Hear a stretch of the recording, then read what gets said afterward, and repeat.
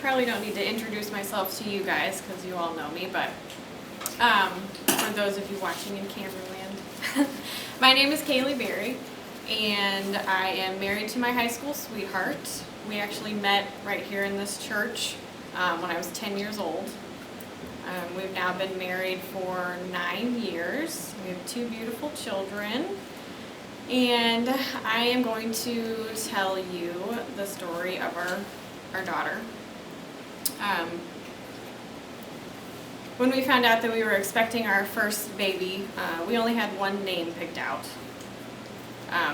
It was a girl's name, and we couldn't agree on any boys' names. So when we had our 20-week ultrasound and found out that we were having our little Lily Ann, we were so excited. Let's see. Well, let me back up just a second. I've always had a desire to be a writer. That's one of the things, my passions, that's one of the things that I've always done. So I feel that God is calling me now to use that gift for Him. So one of these days, this story will be written as a book and published. So I guess this is the start of that process.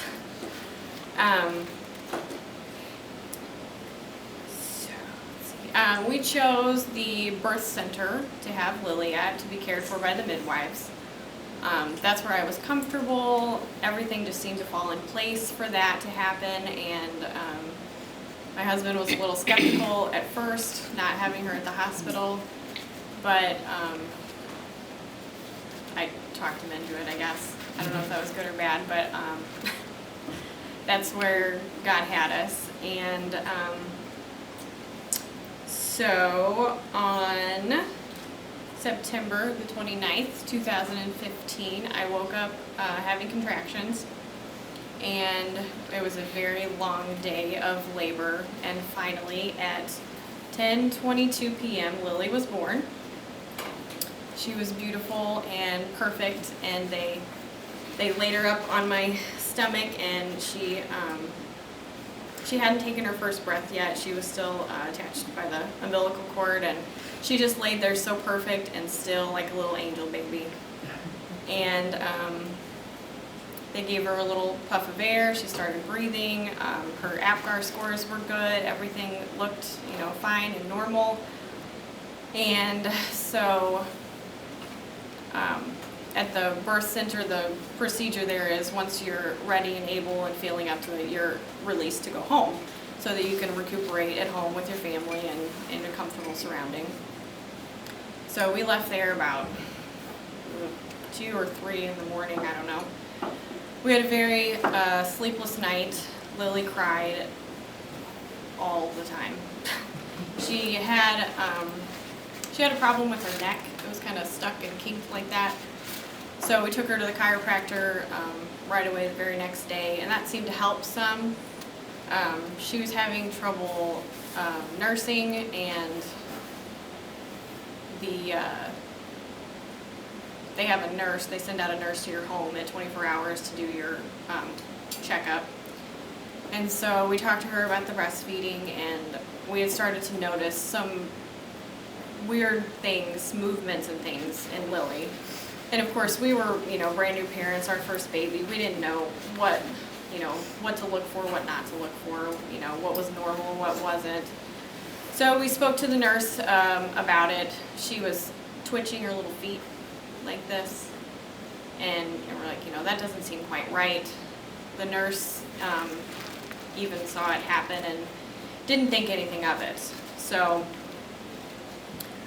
they called for a lactation consultant to come out and meet with us and get us on the right track for feeding. And then that evening, my mom was there at the house with us, and Andrew had gone to change Lily's diaper, and he calls me in this, this scared voice. And I'm like, oh my goodness, what's wrong? So I go in there, and her diaper is full of this dark red blood. So of course we were scared to death. And we called the midwives up, and they told us to bring her in. So we did that, and they looked her over, and they said sometimes when babies on their way out, they swallow stuff, but the midwife said that was the most that she had ever seen.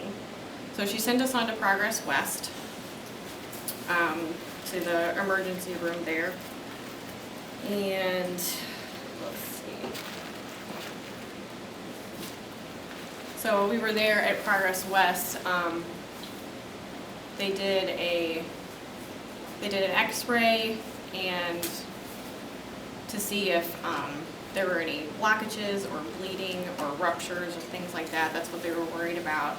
And while we were there, Lily started having these seizure episodes, which she had probably been having all along, but they were starting to get bad.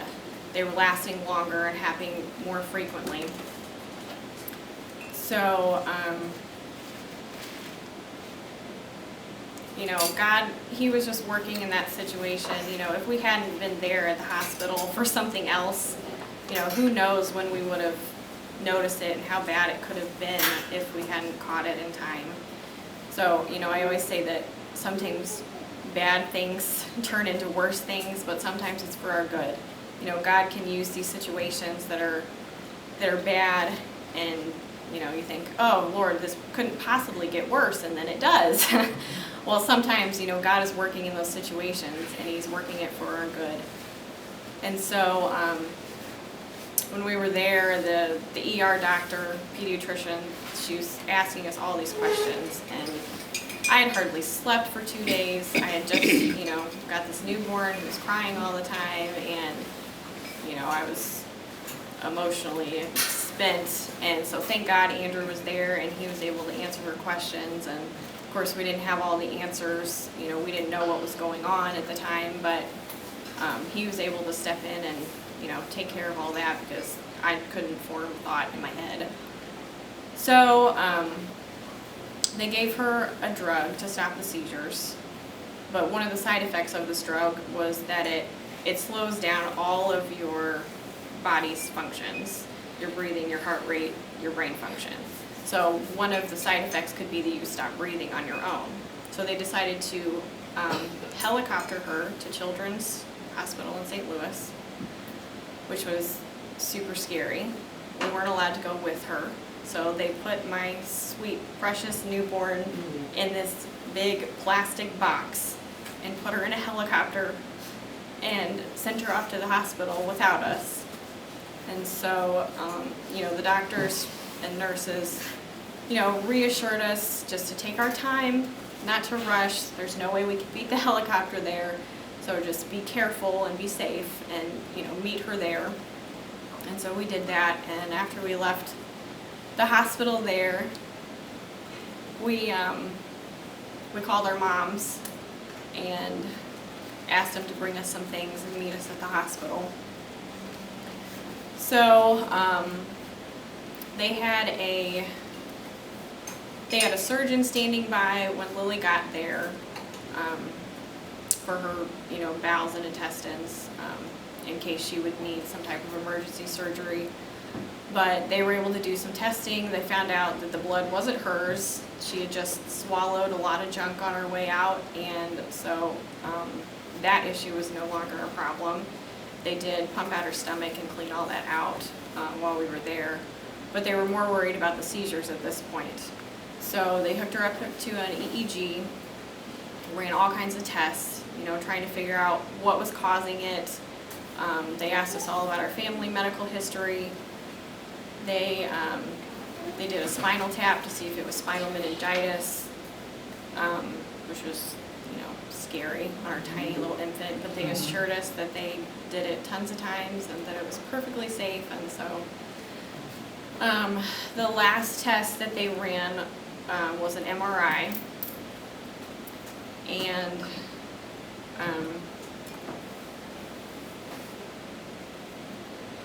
this is where the story gets rough. I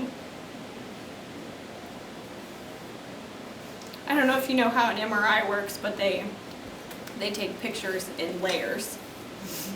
So after they got back the results from the MRI, they brought us into the conference room, and they showed us all her pictures from her MRI. And slide after slide after slide of her brain had these dark spots. And they said those dark spots are brain damage. And so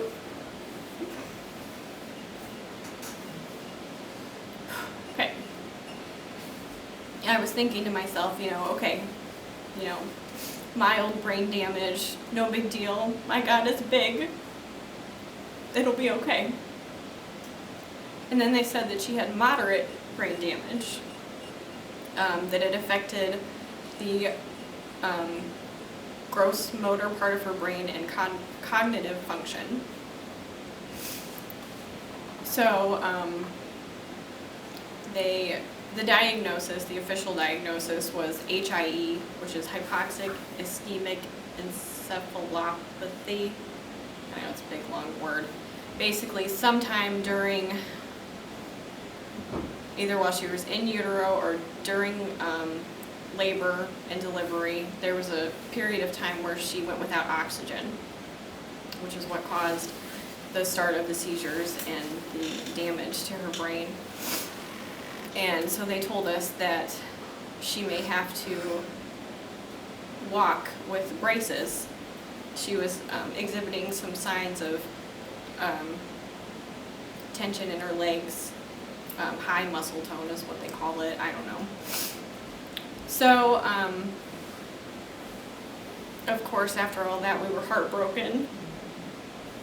And so, the next few months were spent in doctor's appointments and physical therapy sessions, and we had like 2 or 3 appointments every week for months. And following up with the neurologist and the NICU pediatrician and everything. So,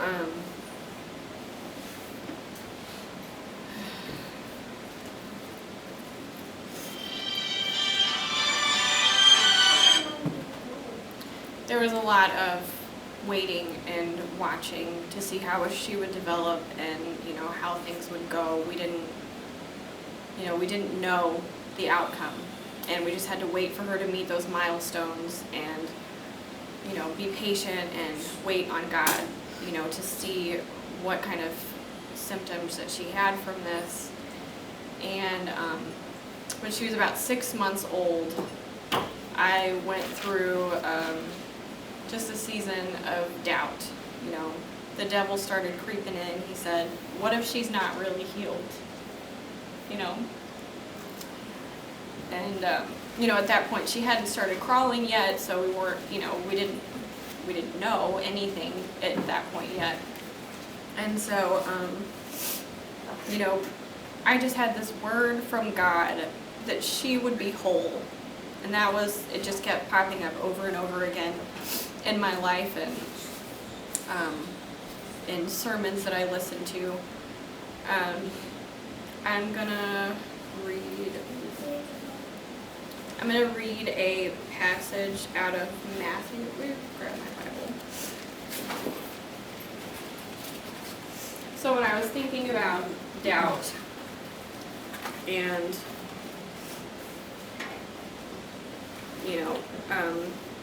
our miracles that God does for us, I thought about when Jesus walked on the water.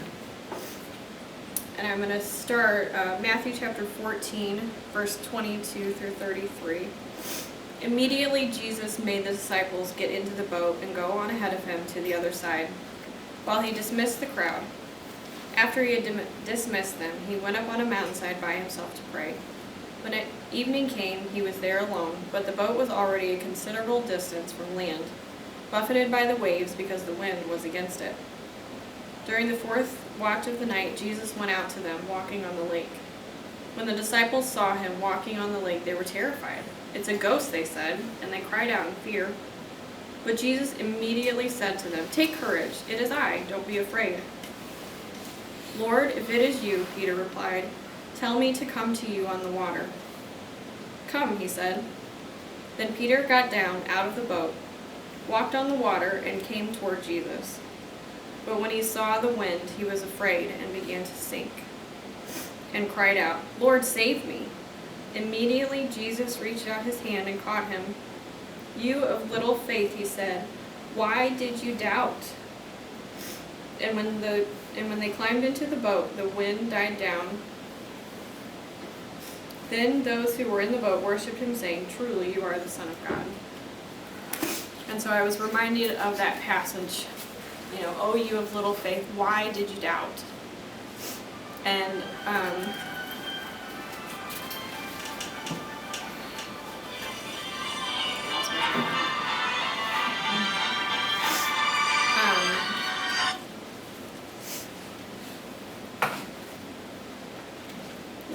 Peter already had his miracle. He was walking on the water. And then he took his eyes off Jesus. He saw the winds and the waves, and he became afraid. And he let that doubt creep in. So I vowed right then and there that I was not going to doubt anymore. I was not going to let the devil steal this miracle from me. So I started getting in God's Word. I started listening to sermons on video. And tomorrow, Lily turns 4. She has not had one single problem from all of this. She has been perfect the whole time, and we are so blessed, and God has been so good to us. So if there's a miracle that you are expecting and that you are believing for, don't doubt. Take heart. God has given us miracles. He does miracles every day. Yep.